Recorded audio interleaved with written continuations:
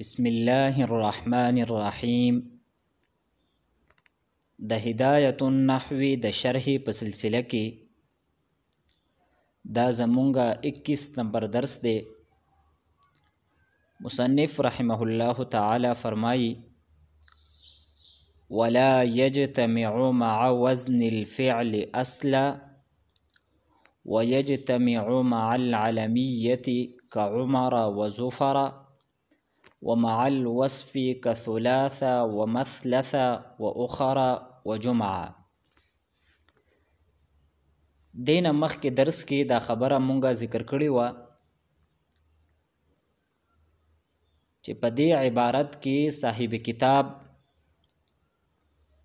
د عدل متعلق یو اهمه ضابطه او قاعده دا بیان کړې ده، او هغه قاعده دا ده چې عدل دا د وزن فعل سره بالکل نه جمع کیږي، او د هغې وجه هم مونږه په تیر درس کې ذکر کړې وه چې عدل د وزن فعل سره ځکه نه جمع کیږي چې د عدل او د وزن فعل ځان له اوزان دي.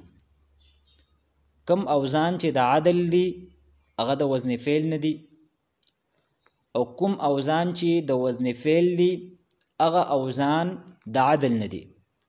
نو دی وجې نه عدل او وزن فعل دا په خپل منځ کې نه جمع کیږي. د دې قاعدې دویمه حصه دا ده چې عدل دا د علمیت سره او د وصف سره دا جمع کیږي. د علمیت سره د عدل د جمع کېدلو صاحب کتاب دو مثالونه ذکر کړي دي، یو عمر دی او بل زفر دی. نو عمر او زفر دا غیر منصرف دی، ځکه چې په دې کې د معنی صرف د 9 اسبابو کې 2 اسباب دا موجود دي. یو سبب عدل له عدل تقدیری، او دویم په دې کې علمیت دی. او مصنف د عدل د وصف سره د جمع کېدلو 4 مثالونه ذکر کړي دي. په دې کې بیا موږ په تیر درس کې د 2 مثالونو تفصیلی وضاحت کړو، د ثلاثه او د مثلثه.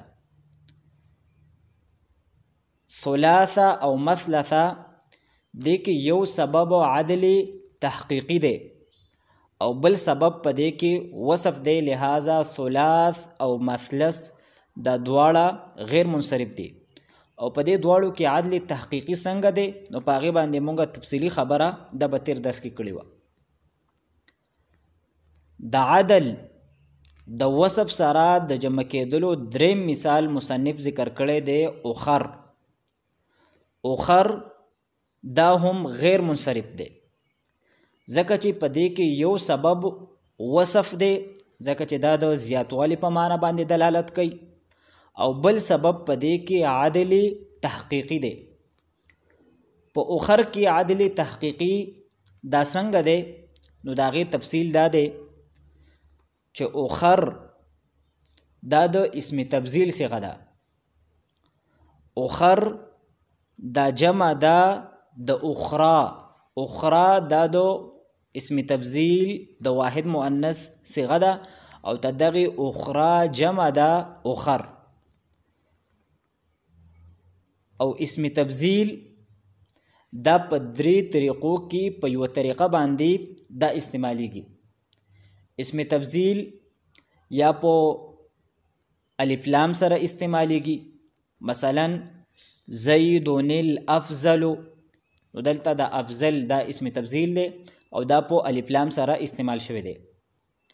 دویم اسم تبذیل دا یا په من سره استعمالیږي، لکه زید افضل من عمرو، نو افضل اسم تبذیل دی او دا په من سره استعمال شوی دی.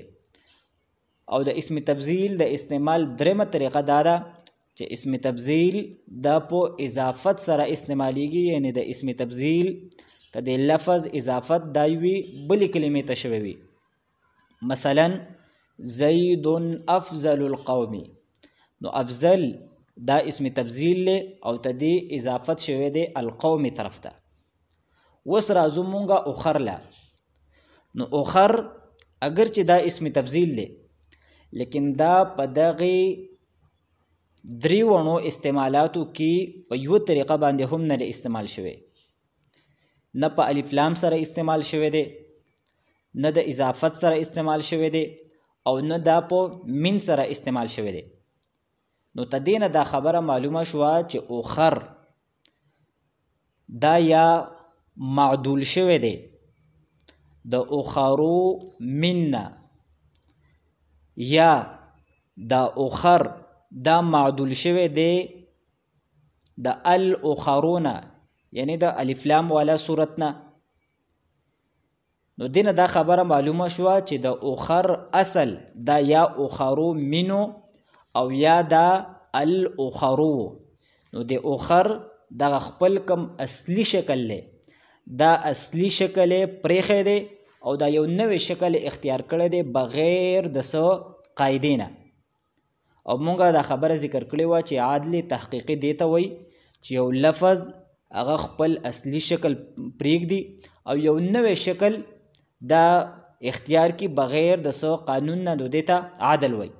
او عدل تحقیقی دیتا وی چې دا غی په غیر منصرف ویلو باندې د غیر منصرف ویلو نه علاوه یو مستقل دلیل په غی باندې موجود وي، او دلته مونږ سره په اخر باندې دلیل دا موجود دی چې ته د استعمال کمی طریقې دي، نو هغه کې دا په یو طریقه باندې هم نه استعمال شوی. نو دا په مونږ سره په دې خبره باندې دلیل دی چې ته د خپل اصلی شکل دا یا الاخرو یا اخرو منو. البته د اضافت والا کم صورت دی، نو نحوی علما فرمایی چې دا ته دغه صورت نه معدول نه دی او دا غي کم تفصیل دی، نو هغه په لوی کتابونو کې ذکر کړی دی. نو دلته په اخر دی کې یو سبب وصف دی او بل سبب په دی کې عادلی تحقیقی دی. سلورم مثال د عدل د وصف سره د جمع کېدلو هغه مصنف ذکر کړی دی جمع. جمع کې هم یو سبب دا وصف دی او بل سبب په جمع کې عدل تحقیقی دی. په جمع کې عدل تحقیقی دا څنګه دی؟ نو شارحینو دا غي تفصیل دا کړی دی چې جمع دا جمع دا د جمعا، او جمعا دا دو فعلا او په وزن باندې ده. نو کم لفظ چې د فعلا او په وزن باندې وي دا غي بیا دو قسمونه دي، یو دی فعلا اسمی او بل دی فعلا صفتی. فعلا اسمی هغه ته وایي چې په هغې کې د اسمیت معنی وي، او فعلا او صفتی هغې ته وایي چې په هغې کې د صفتی معنی وي، د صفتی معنی لحاظ پکې شوی وي. نو کم فعلا چې هغه صفتی وي نو دا غي جمع د فعلن په وزن باندې راځي. چې کومه فعلا صفتی وي نو دا غي جمع د فعلن په وزن باندې راځي. لکه حمراء، نو حمراء دا فعلا صفتی ده ځکه چې دې کې صفتی معنی بیان شوی ده، د سوروالی معنی پکې بیان شوی ده او د سوروالی دا یو صفت ده. نو حمراء دا فعلا صفتی ده، نو ته دې جمع دا حمرن. او کما فعلا چې هغه اسمی وي نو دا غي جمع هغه په دو وزنونو باندې راځي، یا دا غي جمع د فعالا په وزن باندې راځي، یا دا غي جمع د فعلاوات په وزن باندې راځي. مثلا صحراء دا فعلا اسمی ده، نو تدې یو جمع ده صحارا، نو صحارا دا د فعالا په وزن باندې ده، او تدې جمع د صحراوات دا هم راځي، او صحراوات دا د فعلاوات په وزن باندې راځي. وس راځو مونږ خپل مقصود له. جمع دا جمع دا د جمعا، حالانکه که جمعا دا فعله صفتی وي نو بیا پکار دا وه چې تدې دا جمع دا جمعون نه وي بلکې جمعون وي ځکه چې د فعله صفتی جمع دا دو فعلون په وزن باندې راځي او دا فعلون نه دی بلکې فعلون په وزن باندې دی په عین کلمه باندې فتحه ده او کچری دا دو جمع دا فعله اسمی وي نو بیا پکار دا وه چې تدې جمع جماع یا جمعوات وي او په دې دوړو صورتونو کې دا جمع دغه یو صورت سره مناسبت نشته دی نو دینه دا خبره معلومه شوه چې دا جمع دا یا معدول شوی دی د جمعن یا دا معدول دی د جماع یا د جمعوات نه نو په جمع کې یو سبب دا وصف دی او بل پکې عدل تحقیقی دی عدل تحقیقی پکې څنګه دی ځکه چې تدې په اصل باندې د غیر منصرف ویلو نه علاوه مونږ سره یو بل دلیل موجود دی یو خو دلیل مونږ سره دا چې دا جمع دا غیر منصرف ویل کېږي عرب دا غیر منصرف استعمالی نو مونږ ته دا خبره معلومه شوه چې په دې کې یو سبب عدل له یو پکې بل له او د غیر منصرف ویلو نه علاوه تدې په اصل باندې مونږ سره یو دلیل هم موجود دی چې تدې اصل مخکې داو او هغه دلیل مونږ سره څه دی چې جمع دا د جمع ده نو که هغه فعله اسمی وي نو بیا پکار دا وه چې تدې جمع دا جماع یا جمعوات وي او کچرې دا جمع صفتی وي نو بیا پکار دا وه چې تدې دا جمع دا جمعون وي لیکن په دې وزنونو کې دا په یو وزن باندې نه ده نو موږ سره دا خبره معلومه شوه چې تدې اصل دا جمعون تدې اصل دا جمعون دی یا جماع دی یا جمعوات او دا تاغینه معدول شوی لہذا په جمعه کې یو سبب دا وصف دی او بل سبب په دې کې عدلی تحقیقی دی اوس راځو مونږه تدې عبارت حل او کم نحوی فواید دي نو ان شاء الله تعالی دغه فواید دا به هم مونږه ذکر کوو اما العدل فهو تغير اللفظ من صيغته الأصلية إلى صيغة أخرى دا اما دا حرف تفسیر دی د تفسیر د پاره راځي د یو څیز د وضاحت د پاره راځي او العدل دا مرفوع دی په ضمه سره او دا مبتدا ده او دا خبره مونږه بار بار ذکر کړې ده چې مبتدا دا به د همیشه د پاره مرفوع وي نو بیا د مرفوع کېدو علامت یا به ضمه وي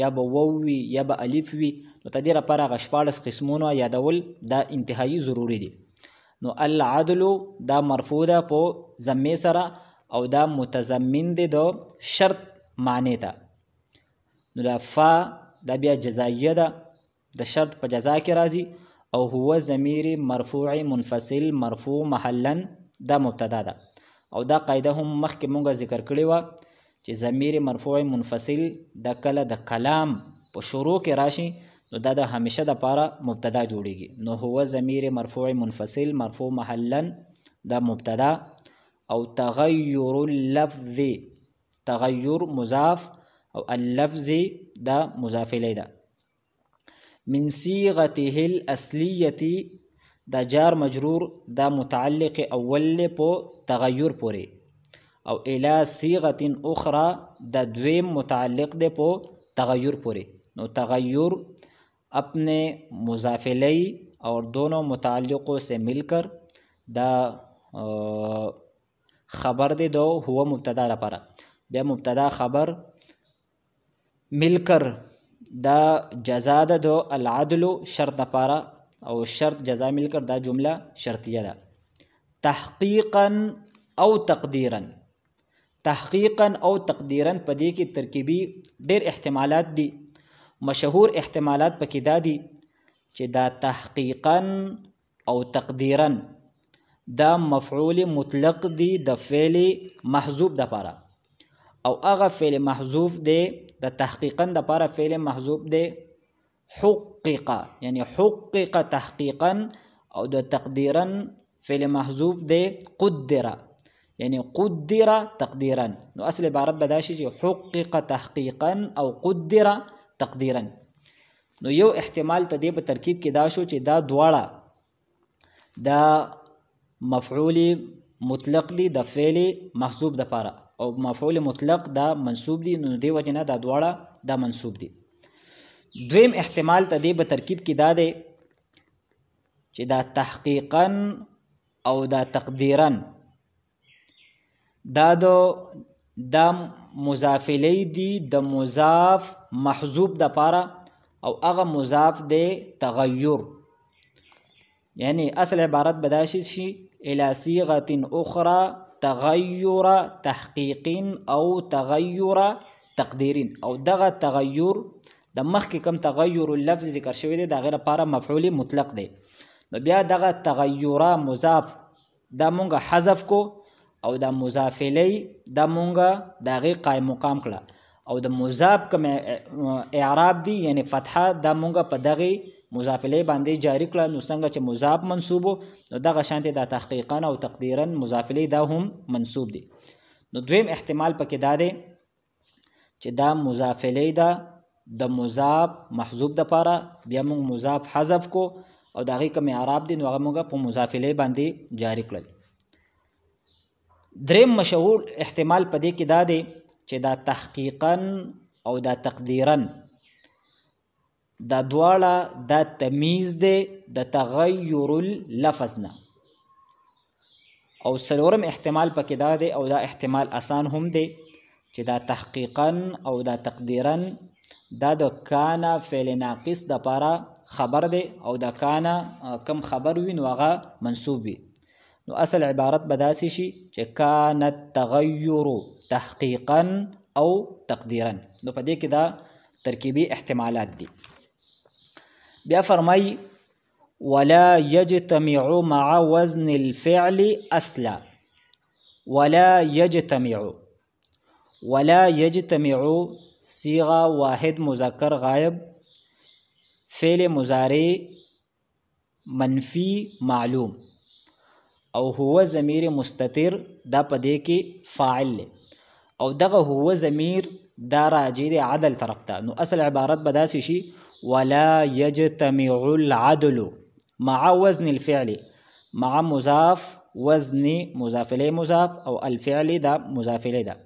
نو مضاف مضاف الیه مل کر دا بیا مضاف الیه ده مع مضاف دپاره بیا مضاف الیه دا مفعول فیه ده د یجتمعو فعل دپاره.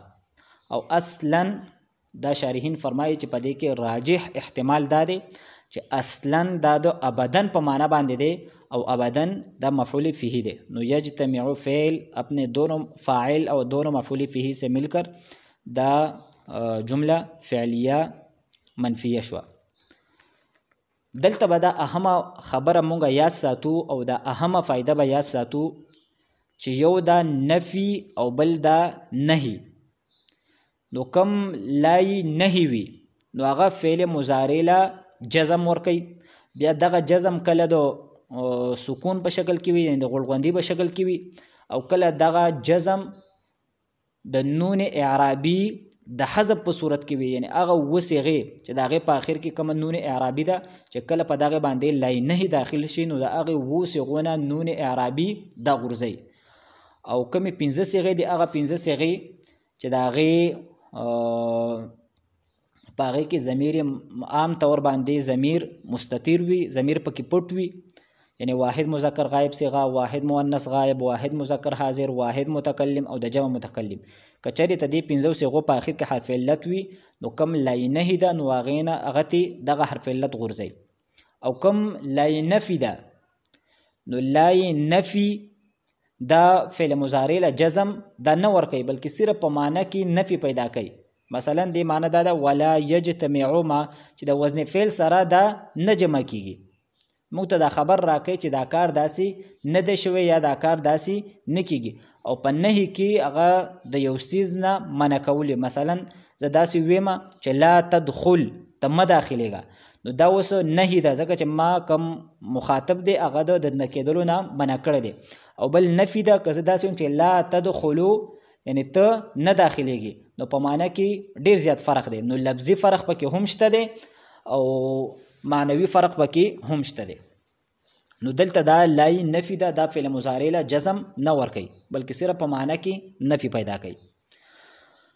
مع وزن الفعل دلته هم هغه قاعده مونږ بار بار ذکر کړې ده، هغه جاری کیږي چې کله 2 3 4 یا 5 اسمونه وي او د ټولو نه کم اخرنی اسم هغه د معرفې په قسمونو کې معرفه بالالف ولام وي، یعنی الف لام په داخل شوی وي او تدینه مخکې چې کم اسمونه وي په هغه باندې الف لام نه وي داخل شوی، نو دا عام طور باندې په خپل منځ کې مضاف الیه جوړیږي. دلته هم دغه حساب دی. بیا فرمایي ويجتمع مع العلميه ومع الوصف. يجتمع صيغه واحد مذکر غائب، فعل مضارع معلوم او هو ضمیر مستتر، په دې کې فاعل له او عدل طرف ته راځي دی. مع العلمیه دا مفعول فيه دی او دا معطوف علی ده.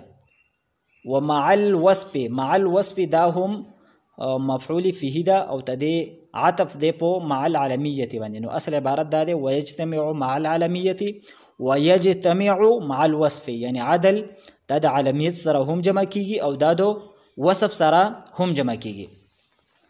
كعمر وزفر او كثلاث او مثلث او اخرى جماعه دا ټول دا خبر دی د مبتدای محذوف د پاره، یعنی مثاله كعمر وزفر او بیا د مثاله كثلاث ومثلث واخرى وجماعه.